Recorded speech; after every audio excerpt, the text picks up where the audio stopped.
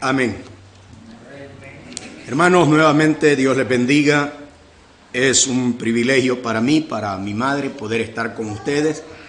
Antes de entrar de lleno a la exposición de la palabra, porque es el tiempo, solamente quiero darle gracias a Dios por concedernos este privilegio, pero también a ustedes. Y de manera especial, pues, mi hermano Pastor Diego, mi hermano Wilber, su esposa, hermano Francisco, que nos fue a traer ayer al aeropuerto. Bueno, hermanos, de manera breve quiero decirles, nos conocimos con estos dos compañeros de ministerio el año pasado, ¿verdad? Creo que fue en abril. Y menciono esto, hermanos, porque desde entonces habíamos quedado que yo iba a venir y no había podido, pero Dios es bueno y nos tiene acá.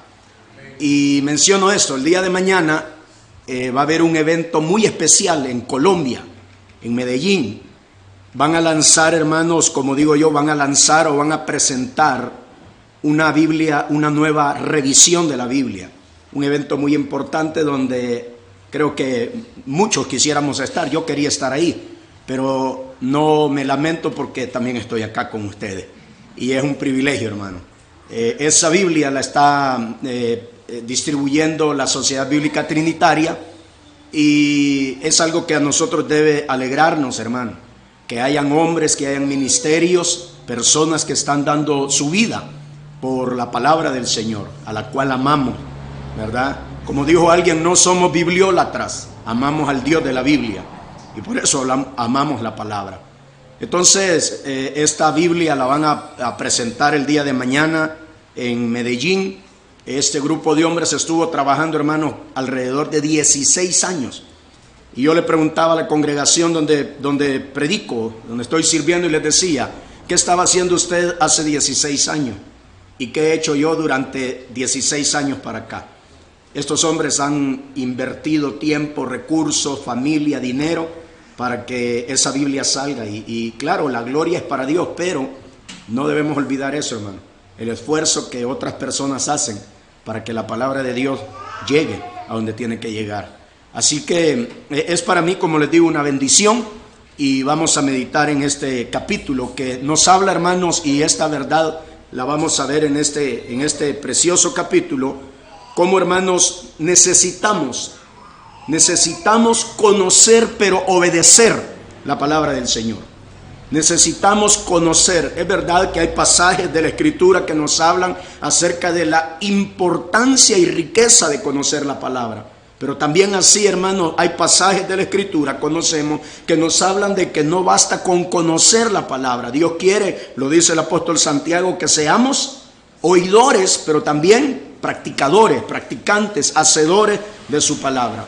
El Señor contó también una parábola, recuerda que habían 4 terrenos donde una semilla cayó. Y 3 terrenos no permitieron que esa palabra, hermanos, germinara, creciera, diera fruto, pero hubo un terreno. Y el Señor nos compara a ese terreno cuando por su gracia, por supuesto, partimos de ahí. Nadie en su facultad humana puede, hermanos, entender la palabra. Lo dice Corintios, las cosas espirituales han de discernirse espiritualmente y no podemos obedecer, usted y yo no podemos obedecer la palabra del Señor si no es únicamente por la obra de Cristo, pero también por la obra del Espíritu Santo en nuestra vida. En esa confianza, esta mañana, hermanos, vamos a estudiar este pasaje y le voy a invitar que hagamos una oración. Ya hemos orado, pero digámosle: Padre bueno, Padre amado, en esta hora exaltamos y bendecimos tu nombre. Señor, gracias porque hemos sido expuestos a esta preciosa enseñanza de la gloriosa resurrección de tu Hijo, a quien vindicaste levantándolo de los muertos, pero también, Señor, dando a nuestra vida como pueblo tuyo ahora, Señor, esa justificación, esa adopción y esa certeza de la gloriosa resurrección de tu pueblo, no para juicio, para condenación eterna, sino para vida eterna. Por eso te damos gracias. Ahora, Señor, disponemos nuestro corazón. Y mientras somos expuestos a tu palabra, confiamos en la obra inigualable del Espíritu Santo. Habilítanos, Señor, no solo para recibir tu palabra y atesorarla, pero también para poder llevarla a la práctica y que así demos fruto permanente y abundante para tu gloria, pero también para que nuestro gozo se cumpla en eso, Señor, en que tú obres en nuestra vida para dar fruto. En el nombre de Jesús lo pedimos y lo agradecemos. Amén. Quiero mencionar, hermanos, una frase, un párrafo de una obra literaria muy conocida, y sin duda ustedes conocen la obra de Miguel de Cervantes, que se llama, él es una de las más conocidas, aunque no la única, pero la más conocida, Don Quijote de la Mancha. Y como no tengo buena memoria, permítanme leer el fragmento que quiero compartir. En una de esas andanzas le dice Don Quijote a su amigo o su asistente estas palabras: sábete, Sancho, que todas estas borrascas que nos suceden son señales que presto han de serenar el tiempo y han de sucedernos bien las cosas, porque no es posible que el mal ni bien sean durables. Y de aquí que sigue que habiendo durado mucho el mal, el bien ya esté cerca. Hermanos, este párrafo me llamó la atención cuando lo leía, porque así como este personaje imaginario de la obra de Cervantes esperaba, al expresar esto, esperaba que las cosas cambiaran para bien, aunque él no dejaba de hacer las mismas cosas que le provocaban mal. Usted lo sabe, él estaba en un delirio, él creía que era un caballero y andaba luchando con molinos creyendo que eran dragones, luchando con medio mundo, defendiendo según él la justicia en su imaginación. Y esto le trajo, hermano, problemas. Bueno, usted ha leído la obra, pero ese sentir de este personaje imaginario no dista de la realidad de muchas personas que anhelan que vengan a su vida, a su familia, a su ciudad, a su país. ¿Y quién no anhela el bienestar? ¿Quién no anhela la paz? ¿Quién no anhela que vengan tiempos mejores? Pero lamentablemente el ser humano sin Cristo, hermanos, quiere que vengan tiempos mejores, pero no deja de hacer, porque no puede, por supuesto, aquello que a Dios le desagrada. Y ese es el sentir de Don Quijote. Don Quijote piensa que porque ya sufrió suficiente, bueno, ya pasemos la papeleta y viene una papeleta en blanco y esta solo va a traer bien. ¿Cuántas personas están así, hermano? Que piensan que porque ya padecieron este mal o porque ya sufrieron aquello, bueno, hoy es momento de que Dios me dé algo bueno porque ya sufrí. Sabemos por la palabra que no es así. Sino que, hermanos, tiene que haber primero, como hemos sido expuestos a la palabra, un nuevo nacimiento, pero debe haber también un cambio en la vida para que Dios provoque en nosotros esa habilidad de obedecer su palabra y que por allí venga para nosotros tiempo de refrigerio, como dijo el apóstol Pedro allá en Pentecostés. Arrepentíos y convertíos para que de Dios vengan tiempos de refrigerio. El bien lo sabemos, el bienestar, el gozo, la paz no va a venir solo porque sí, solo porque alguien lo anhele y lo desee. Si usted sigue leyendo esa obra, como que Miguel de Cervantes quiere corregir algo que ha dicho, pero dice en su obra, más adelante en este mismo párrafo, le dice a Sancho: bueno, Sancho, invoca a Dios para que nos guíe a donde debemos reposar esta noche. Y es que esa es la verdad, hermano. Es cierto que el pueblo de Dios vamos a tener dificultades, lo sabemos, estamos conscientes, porque vivimos en un mundo enemigo de Dios. Todavía en nuestra vida está aquella antigua naturaleza pecaminosa a la cual la Escritura nos ordena debemos hacer morir. Y Dios no nos ha dejado, hermanos, sin herramientas poderosas, como Pablo la llama en los Efesios, armas poderosas en Cristo. No por sí solas, en Cristo tenemos armas poderosas que lo conocemos como medios de gracia, y uno de ellos es esto, hermano, que estamos haciendo esta mañana: alabar a Dios, orar comunitariamente, ser expuestos a la palabra del Señor, para que nuestra vida vaya siendo transformada y que de esa manera nosotros vayamos cada día, hermano, progresando en la vida espiritual, obedeciendo la palabra del Señor en nuestra vida. Por supuesto, el Señor lo dijo: en el mundo tendréis aflicciones, pero lo dice el apóstol Pedro: nadie de nosotros padezca como impío. Ninguno de nosotros debe padecer como impío, porque el que padece como impío, merecido se lo tiene, va a decir Pedro. Que nosotros padezcamos injustamente, porque ya lo sabemos, vivimos en un mundo hostil, un mundo enemigo. El apóstol Pablo le dice a su discípulo e hijo en la fe Timoteo: Timoteo, sufre penalidad. Y le dice: tienes que saber que aquel que quiera vivir piadosamente, ¿qué dice? Padecerá persecución. Entonces, hermano, mencionando ese aspecto, por supuesto, el pueblo de Dios tendrá momentos de adversidad, tendrá momentos de hostilidad, habrán momentos de mucha incomodidad, pero no es porque estemos contra la palabra, no debe ser contra la palabra.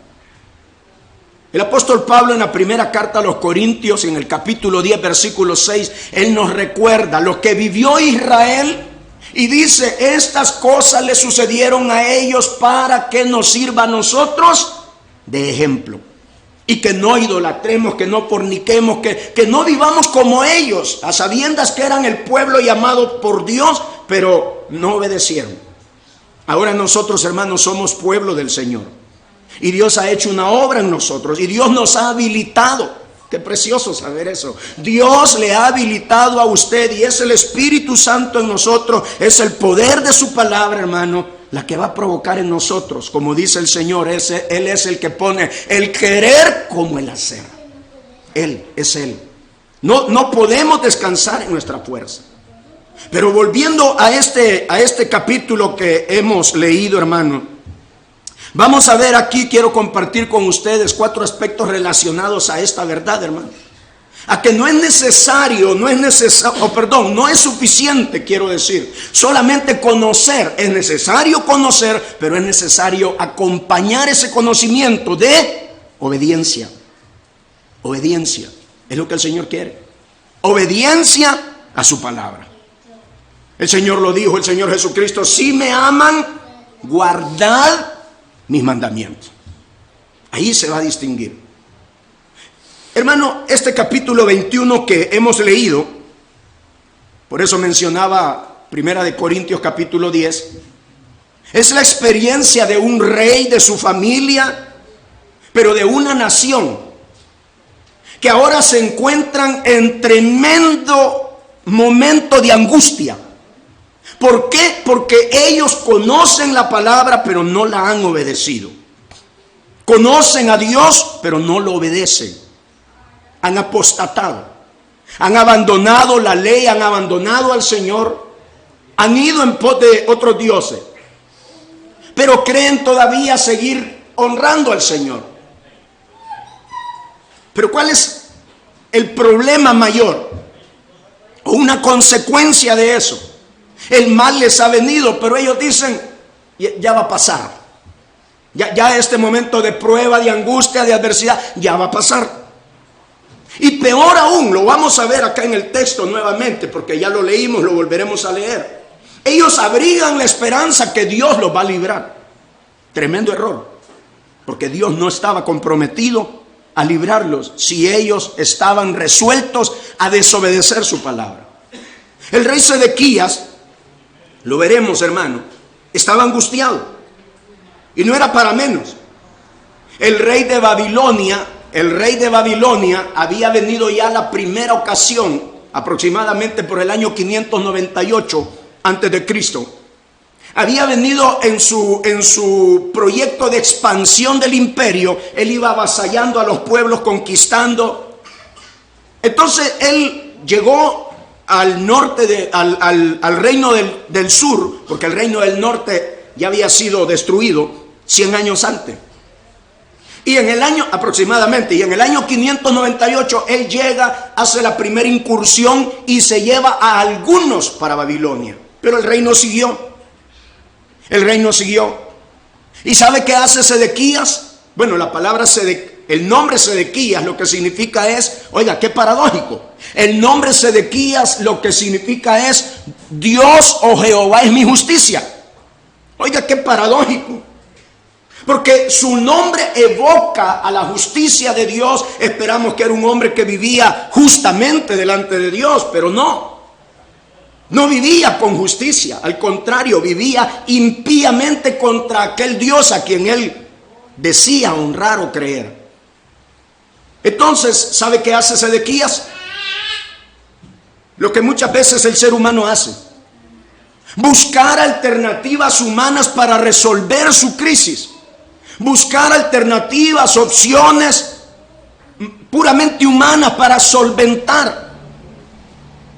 Ahí es donde, hermanos, la iglesia debemos marcar la enorme diferencia. Cuando nosotros tenemos dificultades, cuando tenemos adversidades, sabemos verdaderamente a quién podemos acudir y que en su misericordia y por su gracia Él atenderá a nuestra necesidad. Lejos del mundo, el mundo busca su capacidad. Y no estamos en contra de la ciencia. Sabemos que aún en su gracia Dios permite los adelantos de la ciencia para el bien de la humanidad. No estamos en contra de la ciencia. El problema es cuando la ciencia quiere sobreponerse al poder y a la autoridad de Dios y descansar en la ciencia por la ciencia. Es necedad. Y eso es lo que hizo Sedequías. Sedequías dice: bueno, tengo poder adquisitivo, tengo influencia, tengo relaciones diplomáticas buenas con Egipto, voy a acudir a Egipto. Y acude a Egipto. Eso lo puede leer en el capítulo 37.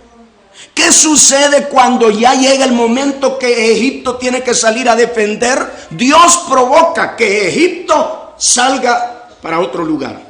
Y aquel en que Sedequías había depositado su confianza le dio la espalda. Le dio la espalda. Aunque el hombre tenga, hermanos, planes muy bien elaborados, muy bien estructurados, detalladamente, pero si Dios no está ahí, lo dice la palabra, si el Señor no va con el ejército, en vano se alista el caballo para la batalla. Si Dios no está en la ciudad, en vano trabajan los edificadores. De allí lo necesario que nosotros también, como pueblo de Dios, sí conozcamos la palabra y cuidemos eso, hermano. No nos volvamos en el sentido común teólogos, sabiondos de la Biblia, pero que nuestro corazón esté lejos de la práctica cotidiana de la palabra del Señor. Porque Dios no nos va a venir a pedir cuentas por cuánto aprendimos necesariamente, cuánto obedecimos. Ese es el punto. Por supuesto, es necesario el conocimiento. Y amamos y debemos amar, conocer más la palabra, amar, conocer más aquello que nos va a ayudar a entender su palabra, por supuesto. Pero a veces ese es el problema, hermano, en algunos lugares, donde se vuelve necedad en mucho conocimiento, porque se apartan, se distancian de la esencia. No es la letra únicamente. Entonces Sedequías, vamos a ver su vivencia para que, hermano, ese ejemplo sea aplicable a nuestra vida y cuidemos. Y le recordemos a nuestros familiares, le recordemos a nuestros queridos amigos que no basta con conocer. No basta conocer de Dios, hay que conocer a Dios. Pero también no basta con conocer a Dios y su palabra. Dios demanda de nosotros obediencia. Obediencia. Le dije, hermano, en el año 598, dicen los historiadores, aproximadamente llega Nabucodonosor, sitia la ciudad. Usted sabe que es un sitio, ¿verdad? Rodea la ciudad y estuvo allí, hermano, 10 años. Oiga, eso era para que cualquier gobernante ya estuviera afligido, abatido. Y Sedequías está en esa situación. Bueno, el libro de Jeremías, hermano, tiene una división natural. En el capítulo 1 se nos habla del llamado de Jeremías, pero quiero mencionarle esto por lo siguiente. En la segunda sección del libro, algunos estudiosos, bibliólogos dicen que del capítulo 2 al capítulo 45, esta sección contiene, y usted lo puede revisar también, no es cerrado, del capítulo 2 al capítulo 45, esta sección de Jeremías habla de profecías que van contra Judá. Judá, usted lo sabe, si tenemos un mapa de Israel, el mapa de Israel, algo así, en la parte norte estaba Samaria, ellos fueron llevados por Asiria, allá por el año 700 y algo, pero Judá era la parte sur de Israel, donde habían quedado 2 tribus. Y menciono esto, hermano, porque aquello que le pasó al reino del norte debió haberle servido, y el Señor se lo dice: viste a tu hermana Israel, pero no te arrepentiste, oh Judá, igual que ella fornicaste, igual que ella me desobedeciste. Entonces el ejemplo de destrucción de las 10 tribus como que no les ayudó mucho a los del sur. Y por eso del capítulo 2, hermano, hasta el capítulo 45 encontramos lo que se llama profecías contra Judá. Y esta sección del capítulo 21 que hemos leído hasta el capítulo 24 son mensajes directos para los líderes de Israel. ¿Quiénes? Los sacerdotes, profetas y la realeza. Porque eran ellos realmente los que habían promovido, los que habían patrocinado. De por sí, hermano, el hombre no necesita mucha ayuda para pecar. No necesita compadre ni comadre. Ya nacemos, lo decía el pastor haciendo alusión al Salmo, desde el vientre de la madre pecamos. Venimos pecadores. Pero con otra poco de ayudadita, vámonos. Y eso le sucedió a Israel. No necesitaron mucha ayuda, creo yo, hermano. Pero ahí estaban falsos profetas, sacerdotes, rey.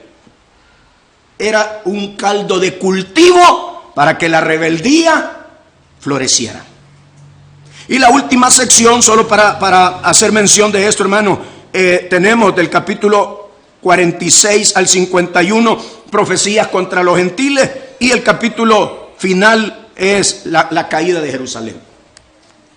Entonces, esta mañana, como le digo, quiero compartir con ustedes, hermanos, 4 aspectos que están relacionados con esta realidad de que necesitamos conocer, pero obedecer.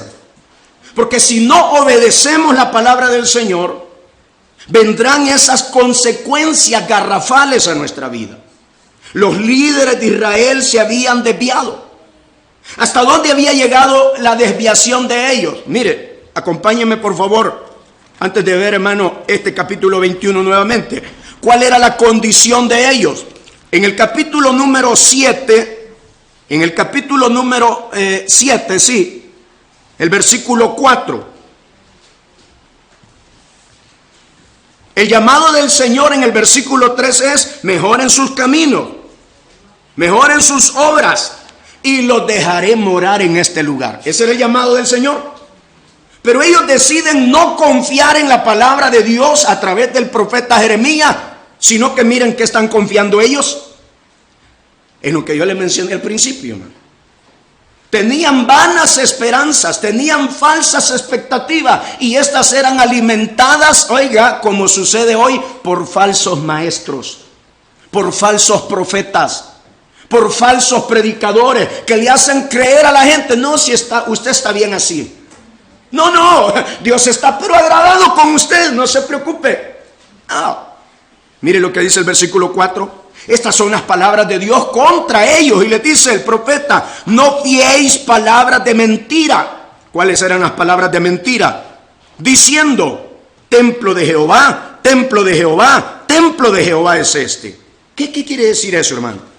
Cuando leemos el contexto, Israel está asediada, hay una amenaza de invasión y de destrucción, pero los falsos profetas le decían al pueblo: no se preocupe, hermano, hermana, no se preocupe. Dios no va a permitir que venga un mal peor, porque aquí está la casa del Señor, aquí está el templo, aquí está Jerusalén. Y la gente vivía, pecaba y decían: no, Dios no va a permitir eso. Ya se van a ir los babilonios. ¿Cuánta gente dice así, hermano? Ya este problema va a pasar, ya nuestro país va a mejorar, ya la educación, ya la salud, ya la economía, ya los problemas delincuenciales se van a acabar porque ya sufrimos suficiente. Mucha gente así piensa, hermano.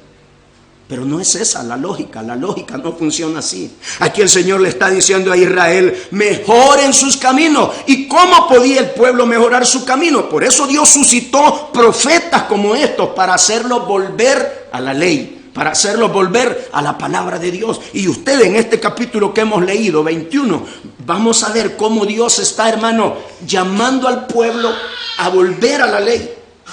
Les está recordando la palabra, les está recordando las promesas que él hizo allá en el pacto con su pueblo. Pero mire todavía conmigo, por favor, aquí en Jeremías capítulo 6, versículo 14, versículo 6, capítulo 6, versículo 14. Mire lo que estaban sucediendo en Israel. Dice que los profetas, los falsos profetas, dice, curan la herida de mi pueblo con liviandad. Cuando dice curan la herida de mi pueblo, no los corregían, no corregían el pecado. ¿Cómo lo iban a corregir si a ellos les favorecía? ¿Cómo lo iban a reprender si ellos eran los patrocinadores del pecado, de la desobediencia a Dios y a su palabra? Entonces, ¿cómo iban a corregir? Entonces dice aquí el versículo 14, curan la herida de mi pueblo con liviandad diciendo, paz, paz. Pero mire lo que dice el Señor, pero no hay paz. O sea, los falsos profetas, como siempre ha sido, eso no es nada nuevo, hermano. Vienen ofreciéndole a la gente mejores tiempos. Bueno, allá en El Salvador, no sé aquí, hermano, había una secta que se llamaba Pare de Sufrir. Eso es atractivo, ¿verdad? Eso le llama la atención a la gente, hombre, eso sí me gusta. Mas no se dan cuenta que solo van para que los desplumen. Porque así como que yo le vendiera ahorita este pañuelo, no es ungido, es ungido pero de sudor.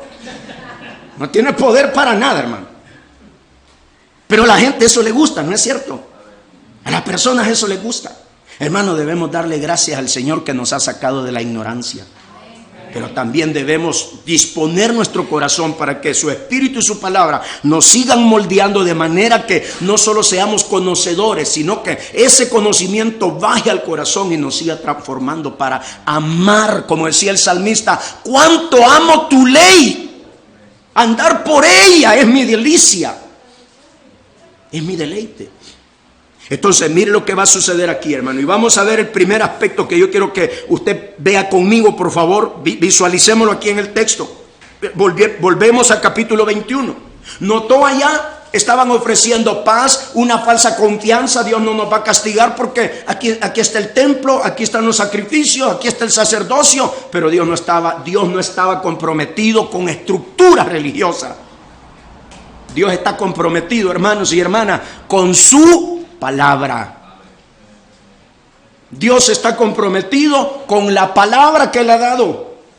Entonces dice aquí, mire, palabra de Jehová. Esa es una fórmula que usaban los profetas. Aparece cientos de veces en el Antiguo Testamento. Así dice el Señor, o palabra de Jehová. Solo el auténtico profeta se atrevía a mencionar aquella palabra. Y cuando el profeta no tenía palabra de Dios, aunque le obligaran, él no decía, así dice el Señor. Él no decía, palabra de Jehová. Él no decía. No se atrevía a invocar ese nombre. Entonces dice así. Fíjense, hermanos, que en nuestras clases de hebreo, el profesor nuestro de hebreo nos dijo esto. Nuestra querida Reina Valera aquí dice, vino. Palabra de Jehová que vino. Eso nos decía el profesor, el maestro de hebreo, no nos transmite lo que realmente el texto hebreo dice. Y él nos decía, es mejor decir, sucedió palabra de Jehová. Sucedió, no es lo mismo, ahí vino fulano, no es lo mismo un suceso. Que la palabra del Señor llegara al profeta y por medio del profeta al pueblo era un suceso de carácter nacional, de relevancia, de gran trascendencia. Eso nos explicaba el profesor. Para que se motiven más a estudiar, hermano, Vallejí Dabar Yahweh.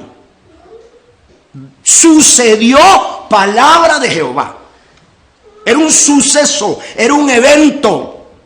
Entonces dice aquí el versículo 1, palabra de Jehová, y ahí está haciendo alusión al pacto mosaico, donde el Señor le dice a Moisés, bueno, primero cuando revela su nombre a Moisés, pero también yo soy Jehová cuando hace el pacto, el que es para siempre y por siempre, el que no cambia, el autosuficiente. Ese es el que le está hablando a Sedequías, a su familia, pero a la nación. Mire, cuando habló Jehová, Jehová le responde a Sedequías, pero no de la manera que Sedequías esperaba. Cuando el rey Sedequías envió a él a Pasur, hijo de Malquía, al sacerdote Sofonías, hijo de Amasía, con este mensaje. ¿Cuál era el mensaje que le manda el rey Sedequías a Jeremías? Este era el mensaje. Parece que es una súplica o una consulta. No, ya lo vamos a ver. ¿Cuál era el mensaje de Sedequías para Jeremías? Consulta ahora acerca de nosotros a Jehová. La razón era urgencia, era salir del apuro, era salir del problema. Porque Nabucodonosor, rey de Babilonia, hace guerra contra nosotros. Y oiga lo que dice: quizá Jehová hará con nosotros según todas sus maravillas, y aquel, hablando de Nabucodonosor, se irá de nosotros. Recuerde lo que le dije. Nabucodonosor había dejado apostado su ejército hacía ya 10 años de hostigamiento, de hostilidad. Y usted lo sabe, hermano. Aunque ellos tuvieran reservas, aunque ellos tuvieran alguna ayuda, tarde que temprano iba a llegar el momento de sequía, de hambruna, de enfermedades, que iban a hacer imposible la coexistencia en Judá. Entonces ha llegado el momento, y Sedequías dice: probemos. Él no está hablando con certeza, él no está hablando con convicción. Él dice: consulta. No dice: ven conmigo y vayamos ante el Señor. No dice así. ¿Lo nota? No. Él sabe la vía. Él sabe la persona. Él sabe qué hacer. Pero no está dispuesto a hacerlo. ¿Qué tiene Sedequías? Tiene conocimiento, pero no obediencia. Aquí en estos versículos, hermano, yo veo un primer aspecto para nuestra vida. Primero para nuestra vida, pero luego para que lo comuniquemos más a nuestros familiares, amigos, vecinos, aún a los desconocidos. Es inútil esperar ayuda del Señor si no hemos obedecido su palabra. Es inútil. No, yo sé que no es un anuncio agradable, pero es la verdad. Es la realidad. Es inútil esperar la ayuda de Dios si hemos desobedecido su palabra. Sedequías conoce la palabra. Acuérdese, hermano, lo que el Señor le dijo a Salomón. Le dijo que iba a estar la copia de la ley. Aún a Moisés mismo, una copia de la ley. Cuando este pueblo tenga rey, una copia de la ley va a estar al lado del trono. Y el sacerdote le leía la ley al rey. No eran ignorantes. Aparte de la formación que los bebés los israelitas tenían, conocían la Torá, conocían la ley. Y ahora Dios ha suscitado profetas como Isaías, Jeremías, todos estos hombres de Dios que traían el mensaje de Dios a su vida. No lo ignoraban, no lo desconocían.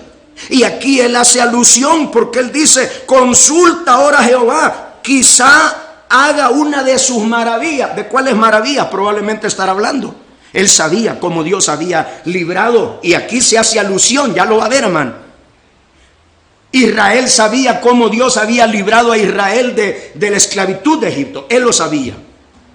Ellos sabían cómo Dios había desplegado su gloria y su poder. Entonces él abriga todavía en su corazón una esperanza que ese Dios poderoso lo va a librar en esta hora de dificultad. Pero es inútil. ¿Por qué? No porque Dios haya cambiado, no porque Dios haya roto el pacto. Al contrario, Dios está cumpliendo su pacto. Al disciplinar a este pueblo de esa manera, no es que Dios no esté cumpliendo el pacto. Al contrario, está cumpliendo la palabra que Él les dijo hace siglos. Si obedecen mi palabra, bueno, ya vamos a llegar ahí. Pero solo baste decir, Dios en este capítulo que estamos viendo, Él sigue cumpliendo su palabra, hermano. De manera punitiva, pero la está cumpliendo. Es que para el Señor no se nos olvide. Es cuestión de honor su palabra. Es cuestión de honor.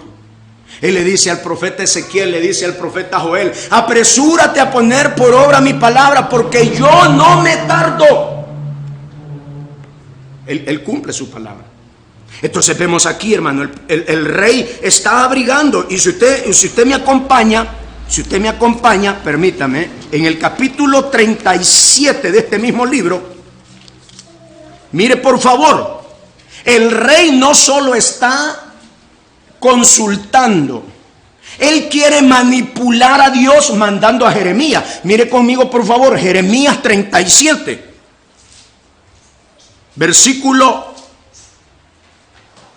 en el versículo 1 dice que Sedequías era el rey cuando Nabucodonosor estaba reinando. Pero mire lo que dice el versículo 2.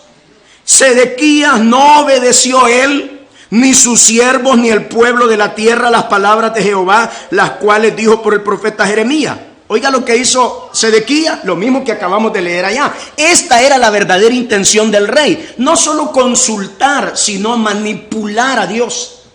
Porque mire lo que dice. Envió el rey Sedequías a Jucal, hijo de Selemías, y al sacerdote Sofonías, hijo de Maasías, para que le dijesen al profeta: ruega ahora por nosotros a Jehová nuestro Dios. Pero él no está dispuesto a ir.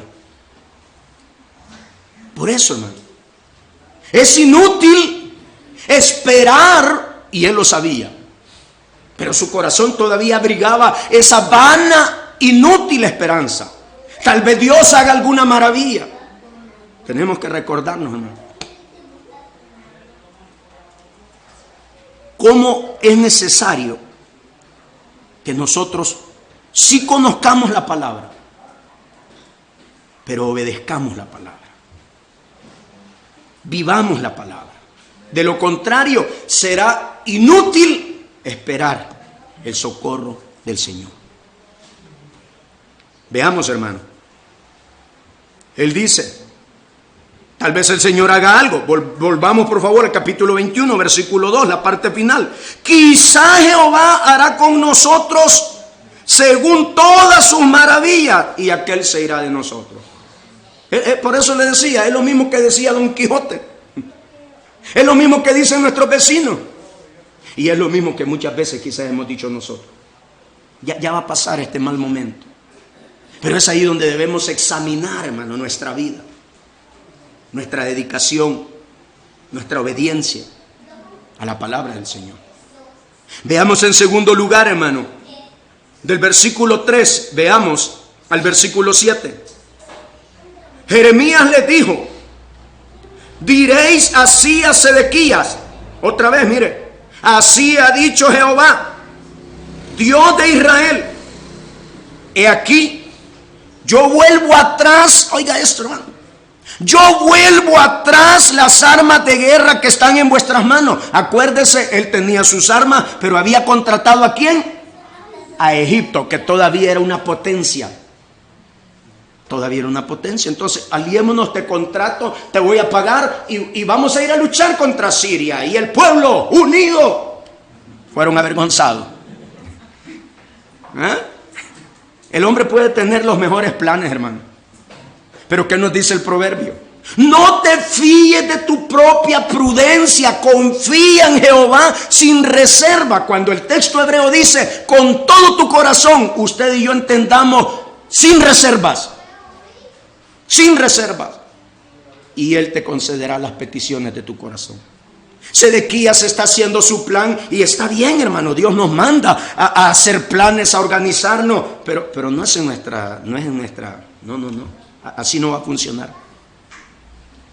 Y ese que sea el mejor plan, exitoso plan, será nuestro fracaso. Oiga bien, lo que aparentemente es el mejor plan, resultará que es el peor fracaso. Sedequías había contratado al rey de Egipto y decía: no, ya, señores, tengo un discurso a la nación, no se preocupen, su rey no les ha fallado. He contratado tantos ejércitos, tantos soldados de Egipto, y la batalla continúa. Éxito, y todo el mundo quizás aplaudiendo, hermano. Pero ese éxito va a ser el rotundo fracaso. Entonces, sigamos leyendo, por favor. Dice, este no es palabra de Jeremías, es a través de Jeremías, pero es el Señor. Dice: las armas de guerra que están en vuestras manos, yo las vuelvo atrás, ineficaces. Esas armas con las que ustedes pelean contra el rey de Babilonia y a los caldeos que están fuera de la muralla y os tienen sitiado, ya eran 10 años, hermano. Yo los reuniré, ya no afuera, sino ¿a dónde? Les voy a permitir que entren a la ciudad. Los israelitas pensaban, hermano, que si ellos sabían, ya lo vamos a leer en la parte final del capítulo, que si ellos habían resistido ese sitio, era por su alta capacidad estratégica. El Señor les está haciendo ver, si todavía Babilonia y Nabucodonosor no ha entrado a la ciudad, soy yo el que los tengo afuera. Pero a partir de hoy, dice el Señor, ya no van a estar afuera, los voy a reunir adentro. Los voy a reunir adentro. Pelearé contra vosotros, versículo 5. Y hermano, hagamos un viaje mental por la escritura. De aquí en adelante, de este versículo 5 en adelante, usted y yo vamos a encontrar muchos paralelismos de lo que el Señor le dijo a Faraón, que tenía oprimido al pueblo. Pelearé contra ti, levantaré mi mano contra ti, arderé contra ti. ¿Se recuerda? Pero ahora Dios ya no lo está diciendo a Faraón. ¿Lo está diciendo a quién?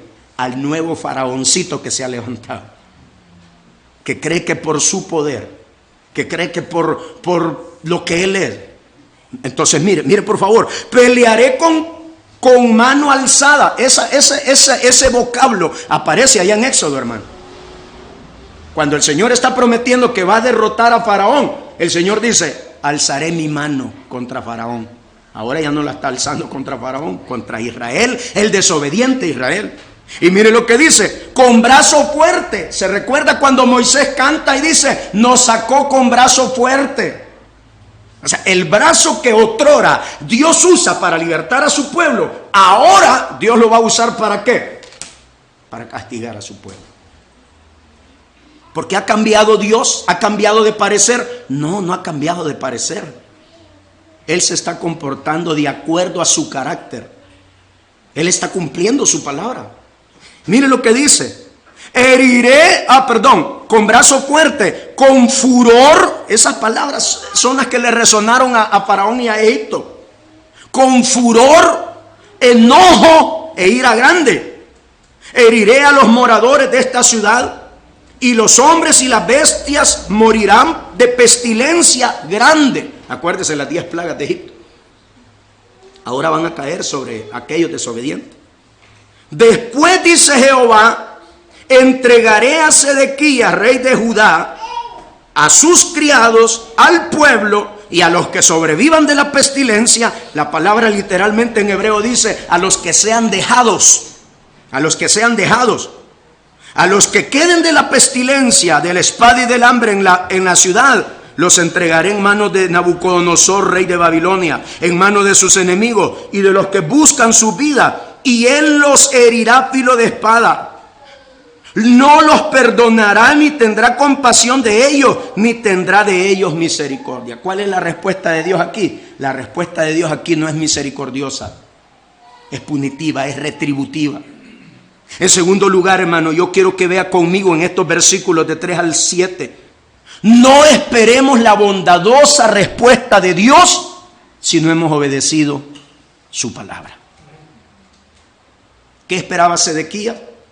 Sedequías no esperaba esta respuesta. Se lo aseguro 1000 veces. Sedequías no esperaba esta respuesta.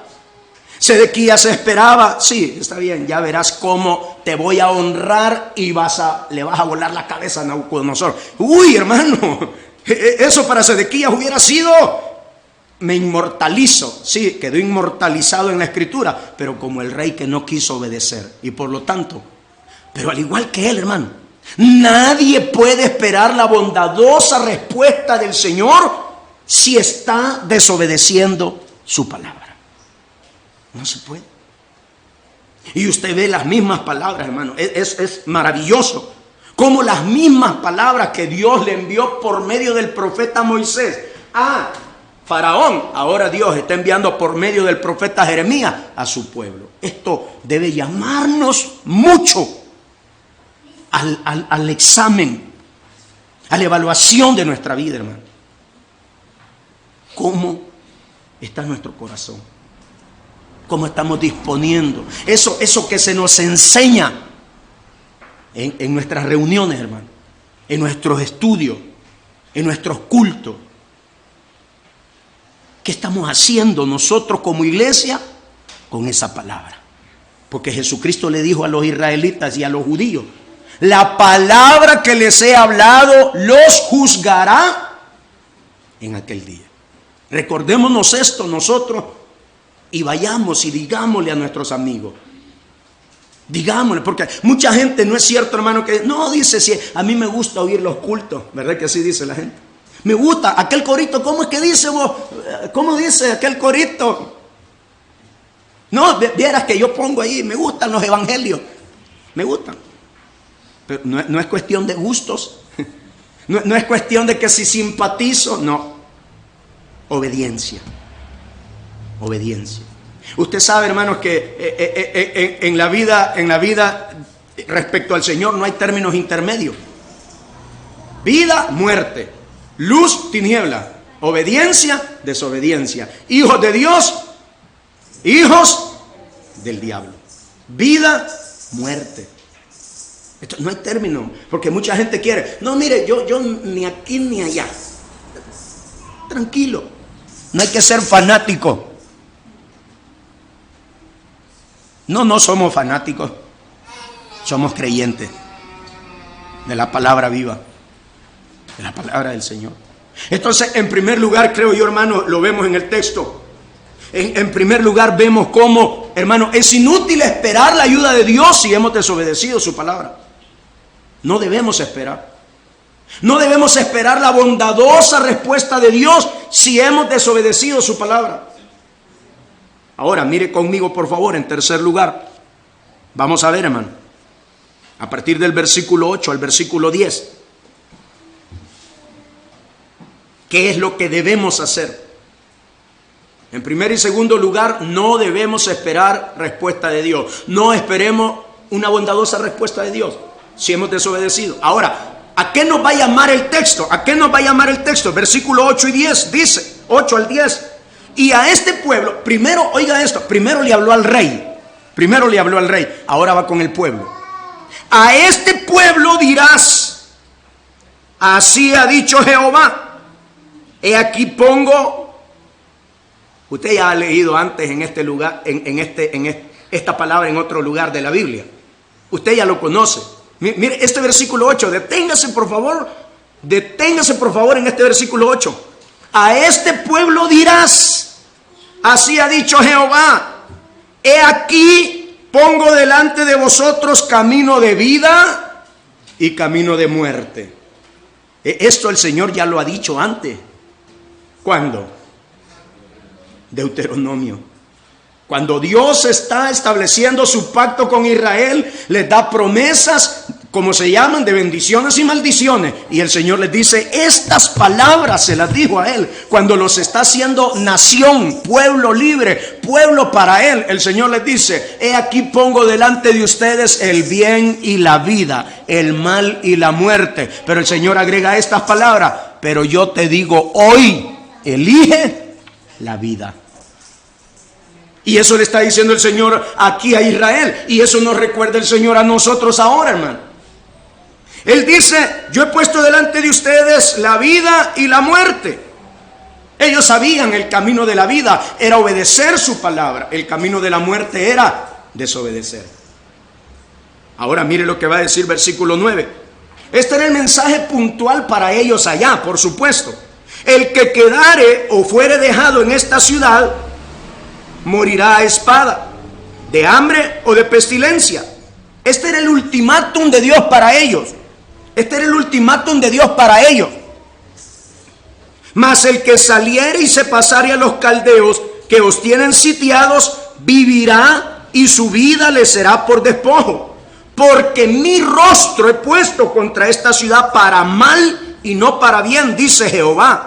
En mano del rey de Babilonia será entregada y la quemará a fuego. Al día siguiente de ese mensaje que dio Jeremías, ¿qué cree usted que decían los titulares de los periódicos? Profeta Jeremías, vende patria. Profeta Jeremías, antigobierno. No sé qué le pusieron, hermano, me voy a entender. Porque lo que Jeremías le estaba diciendo a ellos allá en ese momento era: ríndanse, entréguense a Babilonia. Pero no era Jeremías. ¿Quién era? Era Dios. Pero ¿cuál es el punto para nosotros, hermano? Este era un llamado, un ultimátum de Dios a obedecer su palabra. Entonces, no despreciemos el llamado que Dios nos hace hoy a obedecer su palabra. Aquí, históricamente, este era el mensaje puntual, por supuesto, para ellos. Pero el punto es, hermano, dejen de hacer lo que están haciendo y hagan lo que yo les digo. Ese fue el llamado. Y ese es el llamado de Dios para nosotros. Si estamos desobedeciendo su palabra, ¿cuál es el llamado de Dios? El ultimátum de Dios, el llamado de Dios a nuestra vida, ¿cuál puede ser? Deja de hacer lo que estás haciendo y obedece mi palabra. Entonces, hermano, en tercer lugar, aprovechemos la oportunidad que Dios nos da hoy a obedecer su palabra. Aprovechemos la oportunidad que Dios nos da hoy. Lo decía mi hermano pastor: pidámosle a Dios al amanecer: Señor, ayúdame a pecar menos, pero a obedecerte más. Eso es lo que va a honrar al Señor, hermano.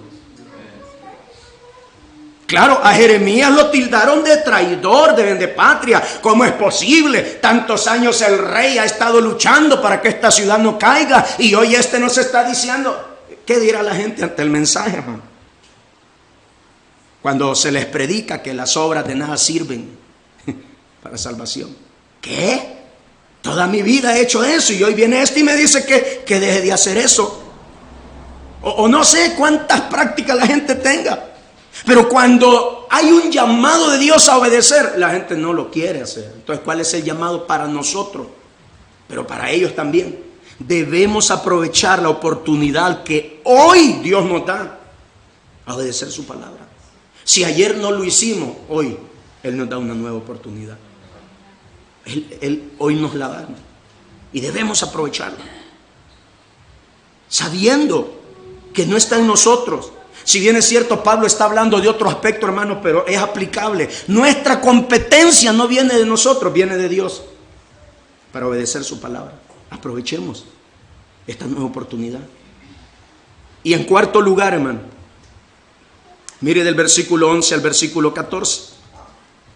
O sea, como esto es práctico, ¿verdad? Aspectos muy prácticos.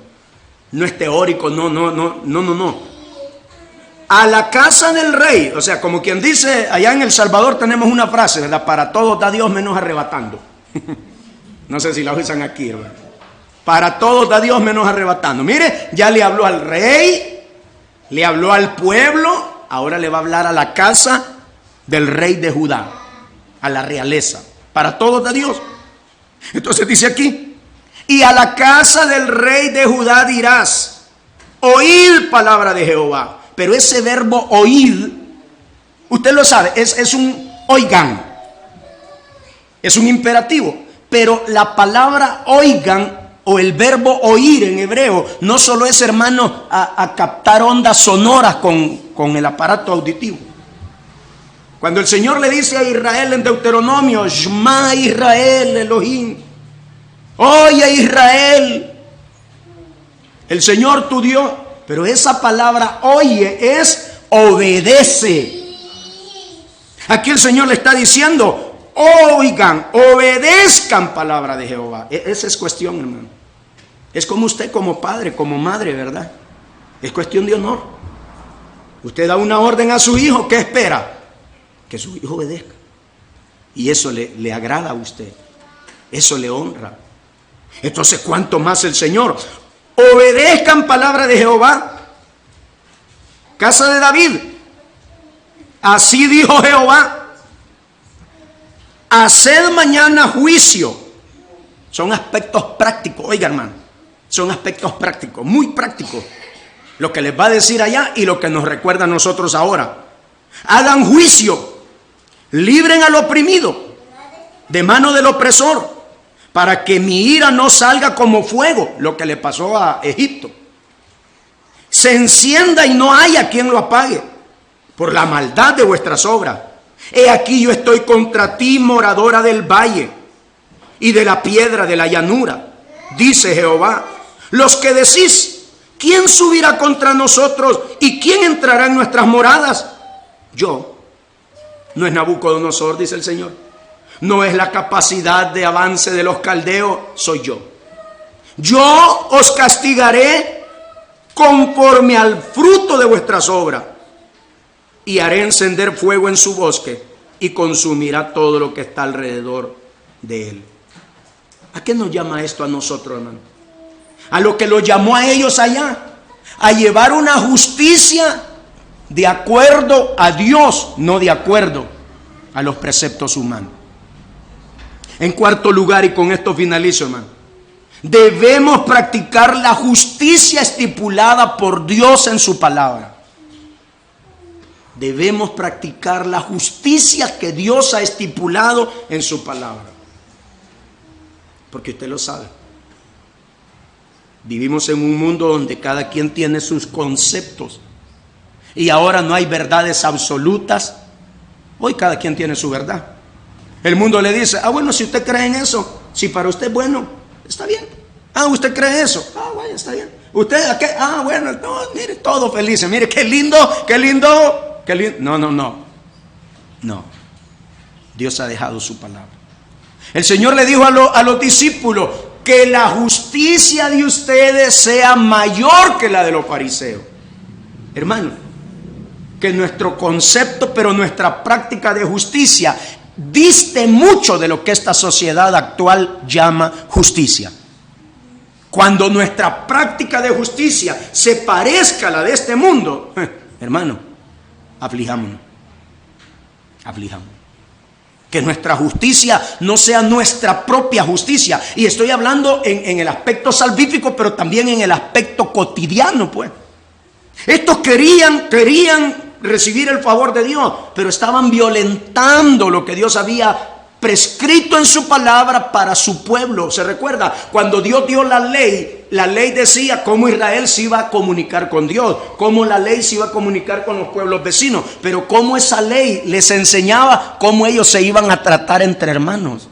Pero aquí había gente que estaba oprimiendo al pobre, había gente que estaba hostigando a la viuda, al huérfano. Eso lo podemos leer y usted lo ha leído en el libro del profeta Jeremías. Estaban oprimiendo.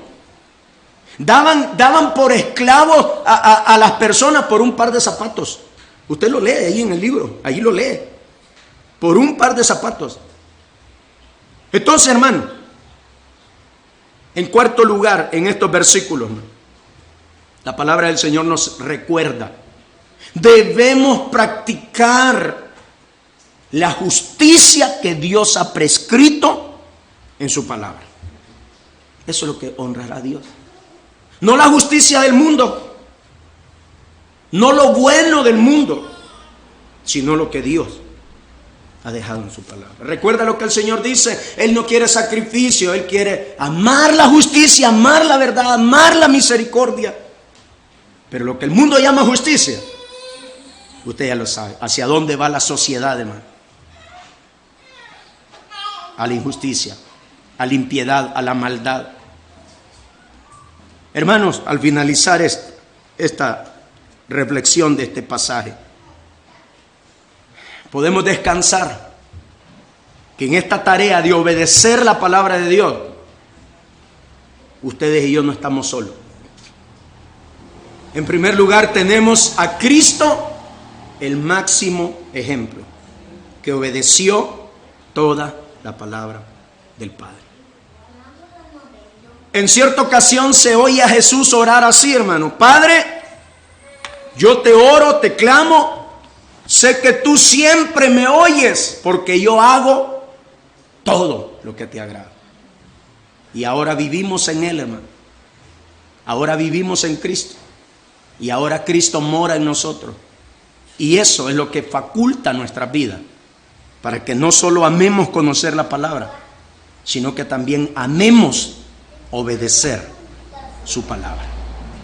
Y el Espíritu Santo está morando en nosotros para que esto, hermano, no lo haremos en nuestra fuerza, jamás, pero sí por la obra del Espíritu Santo. Amén.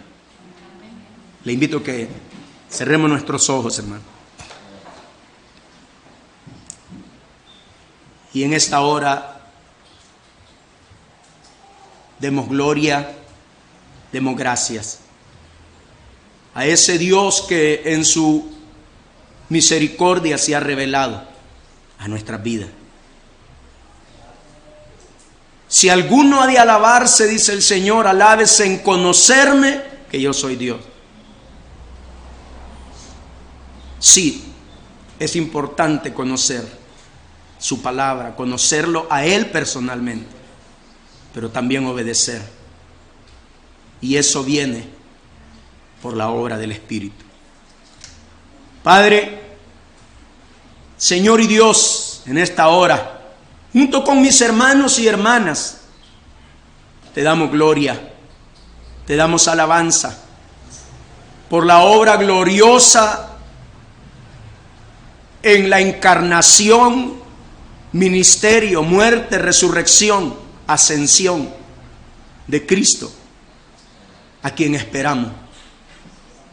Gracias, Señor, porque en Él tenemos vida plena, vida abundante, nueva vida, una nueva naturaleza, Señor, que goza, disfruta y aspira y anhela cada día honrarte y obedecerte. Gracias porque has dejado las arras de nuestra redención, que es el Espíritu. Gracias porque has dejado tu palabra, y gracias también porque has dejado la iglesia universal, pero también la iglesia local, que es expresión de la iglesia invisible. Gracias porque nos has hecho parte de tu pueblo. Gracias porque estás obrando en nosotros y obrarás hasta el final. Porque tú, Señor, llevarás hasta el final y hasta las mejores consecuencias tu obra en nosotros. Gracias, Señor.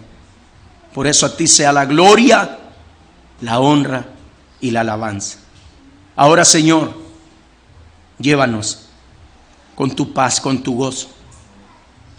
Y usa nuestras vidas, Señor, para que lo que de tu palabra recibimos, lo vivamos, pero también lo compartamos con los nuestros, en nuestra casa, en nuestro vecindario, a donde tú nos permitas, podamos llevar el mensaje de salvación que es Jesús.